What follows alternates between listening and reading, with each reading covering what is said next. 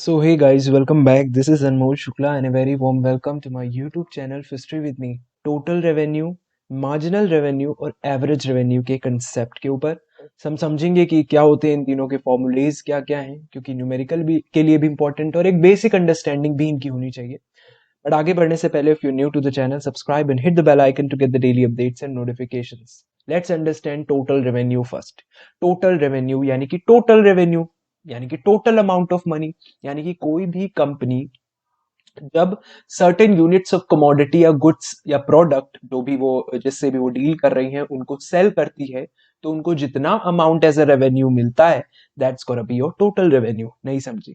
तो ये आसान भाषा में यहाँ पर लिखने की कोशिश की गई है कि it is a total amount of money received by an enterprise by selling a certain units of a commodity. Let's say कोई फर्म है वो 1000 यूनिट्स किसी कमोडिटी की बेच रही है एट रुपीज 20 ईच, यानी कि एक कमोडिटी एक गुड वो 20 रुपीज में बेच रही है. then its total revenue is going to be 1000. That is the total units of commodity that a firm is selling, multiply by cost of one commodity, that is 20.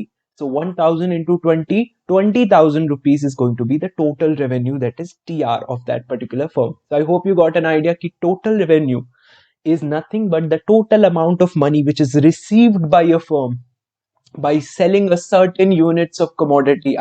If I've sold 2000 units of commodity, let's say at 20 rupees each, then the total revenue is going to be 2000. यानी कि total amount, total units that I'm selling multiply by price per unit.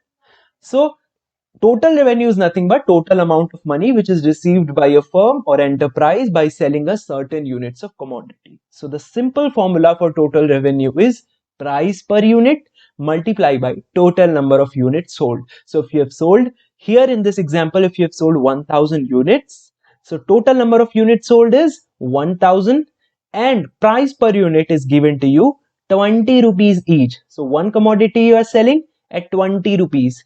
So the total revenue of that particular firm is going to be price per unit, that is 20 into total number of units sold, which are 1000. You will get 20,000 as your total revenue. I hope you got an idea the concept of total revenue.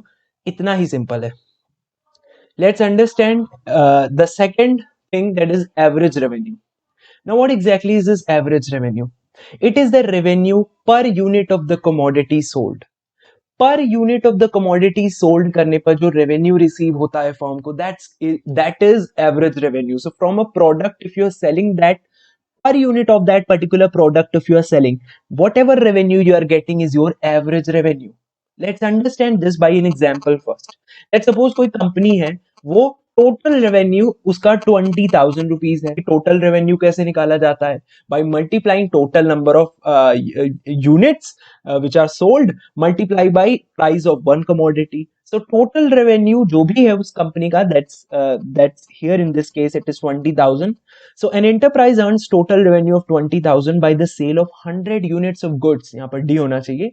तो 100 units of goods company ने बेचे हैं, commodity के 100 units बेचने पर उसे total revenue 20,000 रुपयों का प्राप्त हुआ है.